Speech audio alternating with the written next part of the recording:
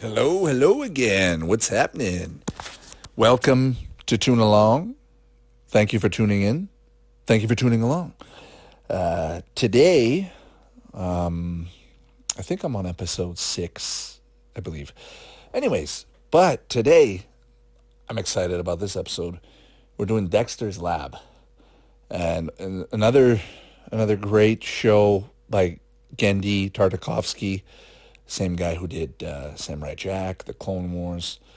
I think he even did the Transylvania movies. But anyways, I'm super excited about this. One of the best shows of all time. Can't go wrong with this show. Dexter's Lab. I'm just going to start with season 1, episode 1. I know I said I wasn't going to do any format, but now that I think about it, it might not be such a bad idea to just do the first episode of whatever series we're going to cover, whatever ones we're going to show, to at least have the first one there. I feel like it's better for character development, to explain story. It's probably going to leave less questions for answers. Sorry.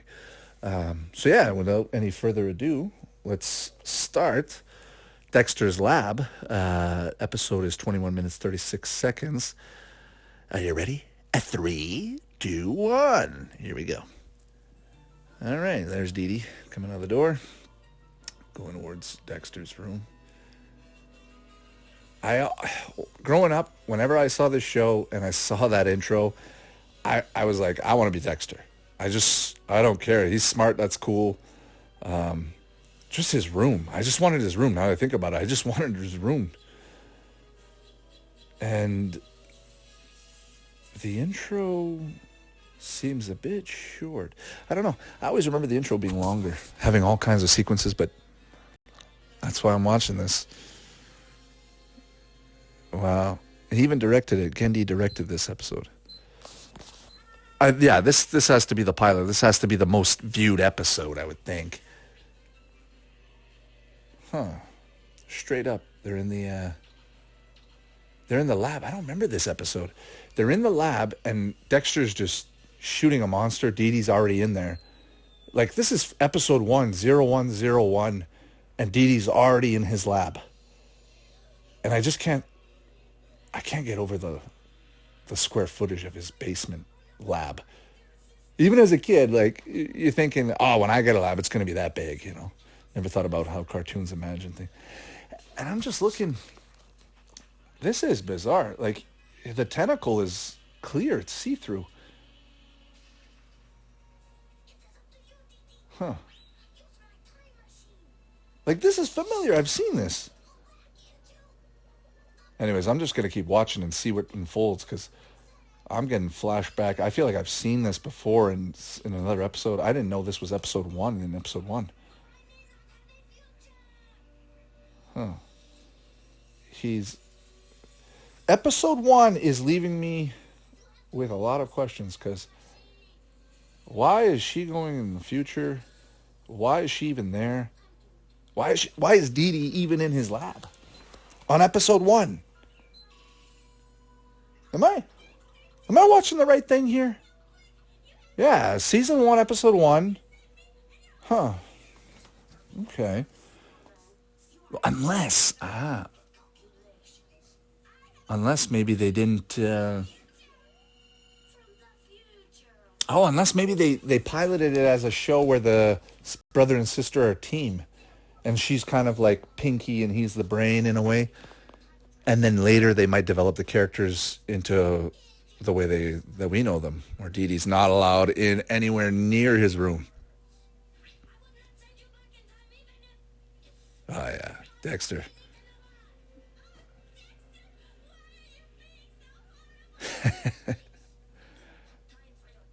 I do not have time for your tears. Whatever it is you do. It's funny how he has an accent and his parents don't. I can't wait to see his parents. Speaking of parents.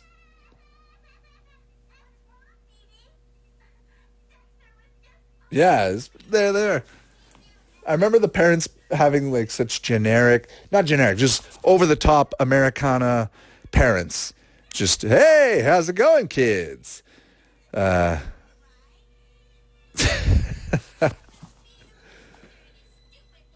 Do two Dee Dees.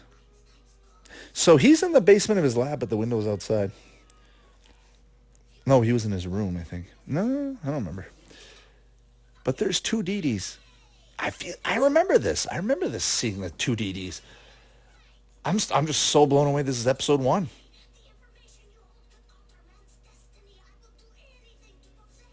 Huh. I'm just looking here. They had several pilots. So I'm guessing they tried different formulas to see what fit better with audiences and whatnot. But anyways, just the show alone. I just wanted to start with episode 1 and I'm glad I did, because right off the bat, like, I think this story developed itself as it went, and the characters, I could be totally wrong. The characters, it could just be every episode is unique and different, and then towards the end, Dexter became the party, because Dexter would never do this.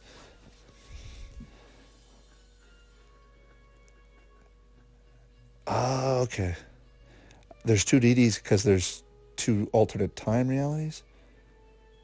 See, I'm watching this and I'm talking at the same time, so I'm not really paying attention too much, but I should be. Oh, Dexter, you can't stoop that low, man. Not in the first episode. He's dressed up like a ballerina dancing for Dee Dee just to get a little favor. Come on, Dex. Oh, I forgot about those mini breaks during the episodes with Monkey and all the Justice guys there. Forget their names, but there's one guy that's like supposed to be Captain America, one guy that's like Hulk, Monkey. There's like a Wonder Woman with a female character, remember? And I hope they show this in episode 1. Huh? The old conventional doorway.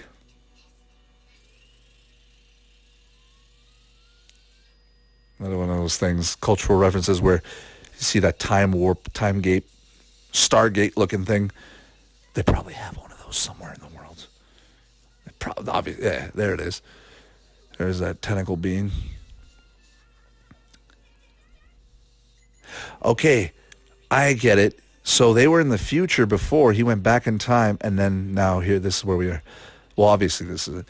I'm surprised episode 1, well, it's not really episode 1 now that I'm saying it. Pilot 1, they're throwing all these story loops. That's basically what they wanted. Now you look at it, they wanted really to show that time travel, this guy's futuristic, sister's a doorknob, he's got to deal with it, he's got to make through life with it, sell the show that way. I'm just speculating, but...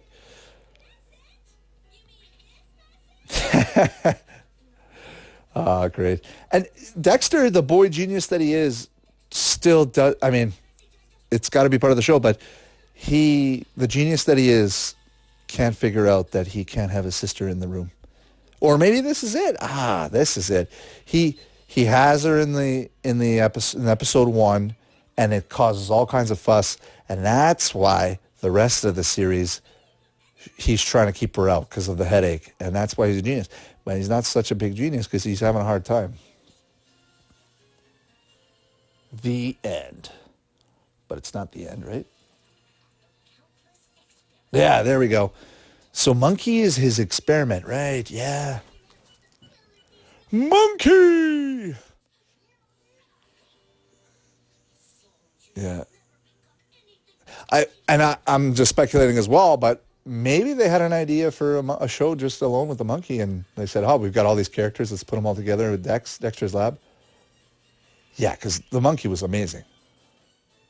Dial M for monkey. It's too long. Magmanamus, whatever it was. So this is another little short. Yeah. So when they were pitching the show, they probably tried to pitch it as different shows and said, okay, which one do you want? And they said, well, we'll take both. I could be wrong again. Once again, I'm just ranting, guys. Enjoy the show if you want. Turn me down if you want. If you need a companion, that's what I'm there for. I'm just there to chime in, give some feedback.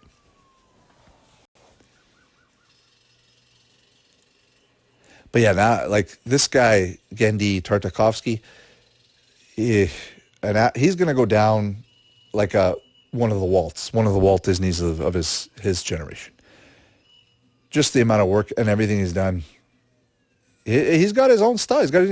And Powerpuff Girls takes a bit from this style, and I didn't check into it, but I don't think he did Powerpuff Girls. And even just looking at like the guy right now reading the comics, he looks like he's got that same style of the dad from Powerpuff Girls. Actually, that is something worth looking up now that I think about it. Whoa. Oh, this is the Magmanamus.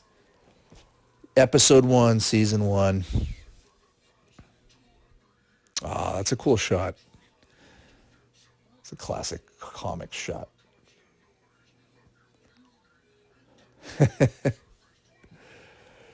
The one guy wearing the Croc shirt. Everyone's stopping to listen to what he has to say. Yeah, because he's just trying to get some quiet. This is where they panic. Yeah. See, I last time I saw this, I was a child. Last time I saw this, I was a kid, and I remember that it stuck with me. Even the formula, the way it's delivered, it's perfect. Please shut up. Well, now I think about it, he is saying shut up. In the 90s, this is 1995, they probably wouldn't have used shut up, right? Like that would have been considered taboo back then. They would probably say, please be quiet. Or, being that I lived in Canada growing up, YTV didn't have it and Cartoon Network did. Maybe. Monkey. Yeah, and I missed out before, but there was the female character telepathically communicating with Monkey. Just the voice, the voice actress for that female character is resonated as well. I always remember that voice being the way it was. It's very unique. Come on, guys, don't you know anything about giant monsters? Oh, yeah, that's right. Nobody can die in cartoons. Come on, Monkey, go get him. Oh, I thought he was going to go right through his head. Psh. Whoa, he went flying, causing all kinds of damage, Monkey. That's the perfect superhero. And everyone's cheering on the prime ape with superpowers, destroying buildings.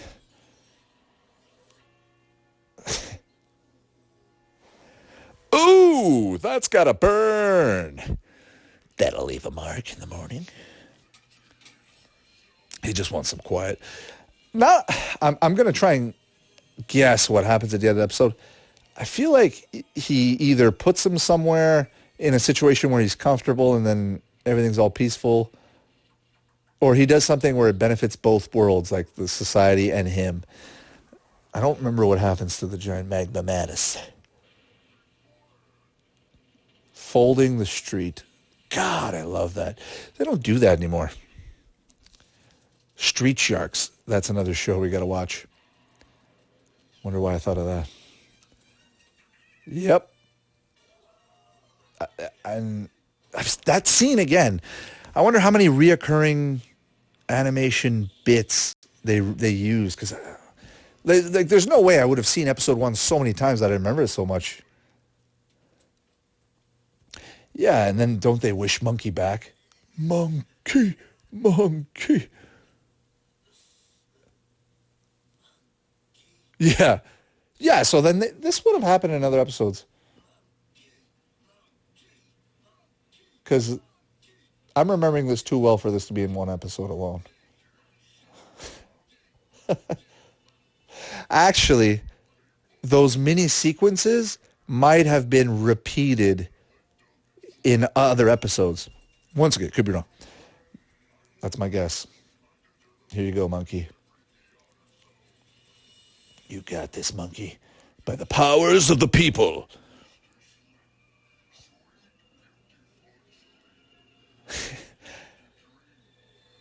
He's putting him to sleep.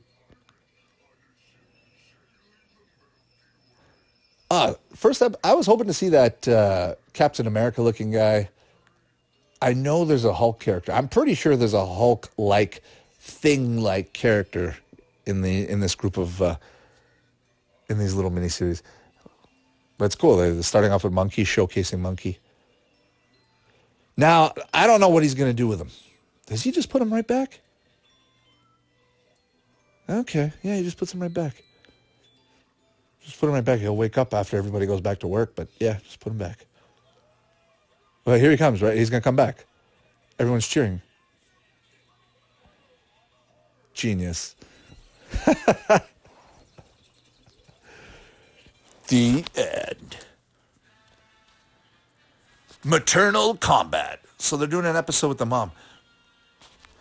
Cool. So we get to see Dexter's parents. And the one thing I like, too, is it's all in the world of Dexter's lab. Dexter created the monkey, all these little things.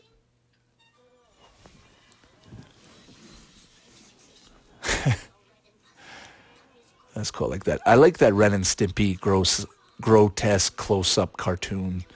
SpongeBob does it sometimes. And actually, they do a really good job when they do it.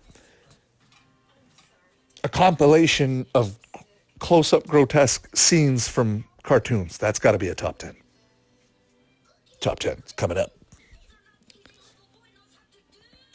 Yeah, Dexter, come on, man. For the boy genius you are, you let your sister run you too much, man. The mom doesn't have his accent. I know the dad doesn't. Where does he get that accent? Gendy, if you're listening. Gendy, sorry. It would be cool if you made like a reboot Dexter's movie to address his history, or I don't know. Obviously, it would be cool to just have regular episodes, but I don't know. It'd be cool to see where he gets that accent. And I wonder if there's an episode that addresses that. If there is, we're watching it.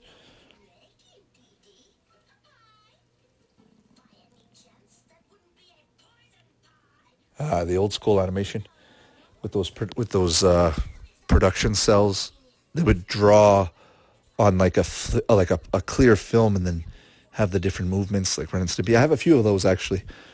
I'll showcase those at some point. But Dexter's Lab would be a cool little piece to have, signed by Gendy.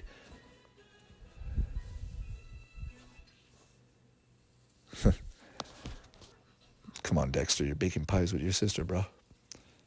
Gonna have a nice bite.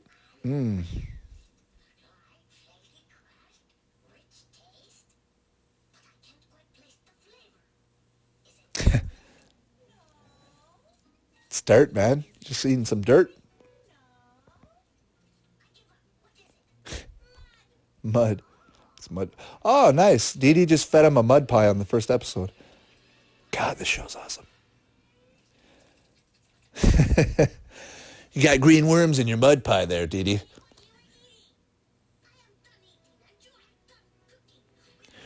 You are done cooking. Oh, when he was walking that way out the door, I just had a flash of, I don't know why, Mandark. I just had a vision of Mandark. Mandark is in this show. That's his nemesis. This show is so perfect. It's perfect for cartoons. This is like the perfect cartoon show. Oh, yeah, he's making the robot mom. Oh, wait, that's in the garage. So he's got all this equipment in the garage. His parents are probably, he's probably super genius. His parents don't even realize what's going on. Yeah, exactly. They're like that in-trance parent. Don't know what's going on. Yeah, very cool, son. Great robot. Let's see what else you can do. Totally oblivious to what's going on. Yeah, I remember this. I definitely seen this episode several times because I remember this. Why would I remember this? There's so many episodes of Dexter's Lab, and then obviously this one's been played so much. Or maybe reiterated. Shove that screwdriver in there.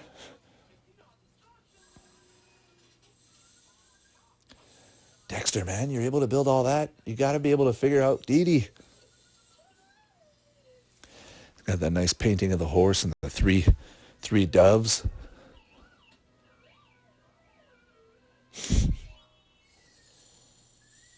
Yeah, I think, honestly, Dee Dee's probably smarter than Dexter. But Dexter has that little bump on his head that gives him that mathematical genius. But Dee Dee has that, like, the street smarts but almost like she's not trying. It's just accidental, and Dexter's just getting a little bit of his counterbalance to his geniusness. Can't be that smart, man. You need to tone it down a bit. Here's a sister to do that for you.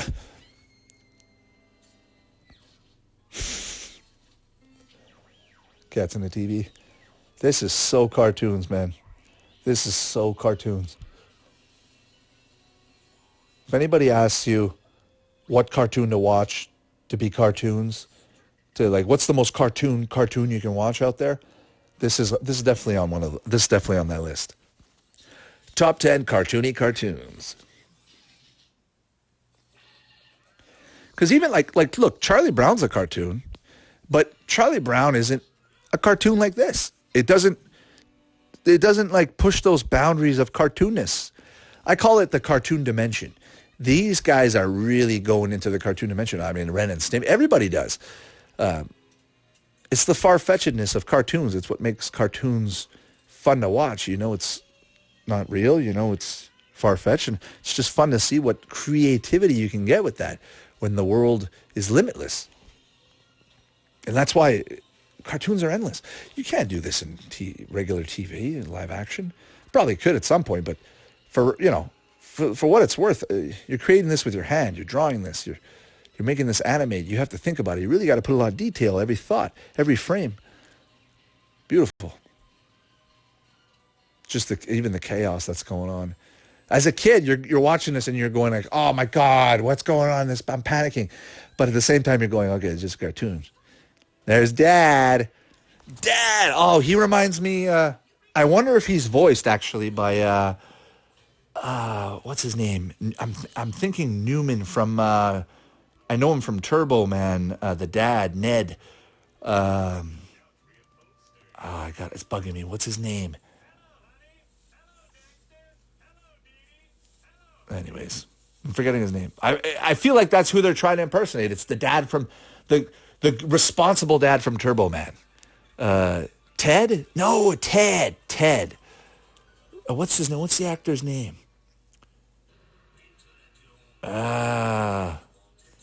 He's a famous actor. Phil Hartman. Every time I think of the dad, I think of Phil Hartman. And actually, now I think about it, look, that's the end of the episode. I was thinking about Phil Hartman. Now we're at the end of the episode. These episodes go by so quick. Not enough time to cover all the content, obviously. But once again, this is just a Toon Along. It's not a descriptive documentary. Come on here. Anyways, I just want to thank you guys. Whoever tuned in, whoever stopped by to listen to the whole episode, the whole commentary. Truly want to thank you. Thank you for stopping by. Thank you for tuning along. Please come back. If you enjoyed yourself, please come back. Obviously, every day is a different day. Every episode will be a little bit different. Everything's different in life. That's what's beautiful about it. So stop by for the next episode. See how things go. See how things progress. If you like it, awesome. If you don't, I'm sorry you don't like it. Maybe tune in another time. And maybe things will change. Maybe I'll change the format a bit. But yeah, give us a shot. Give us a chance. I just want to thank you for stopping by and have a great one. We'll see you in the next episode. And thanks for tuning along. Ciao. Hey guys, just wanted to chime in here. I just realized something. This was episode 1, season 1. It had 3 parts. And I'm just looking here at the format. Dexter's Lab always had three episodes within one episode, if you will. So that was episode 1. These weren't the pilots. So they did. I'm sure they did show episode 1 more often than not than in the other ones. So, but yeah, that's it. Thanks for watching, and have a good one.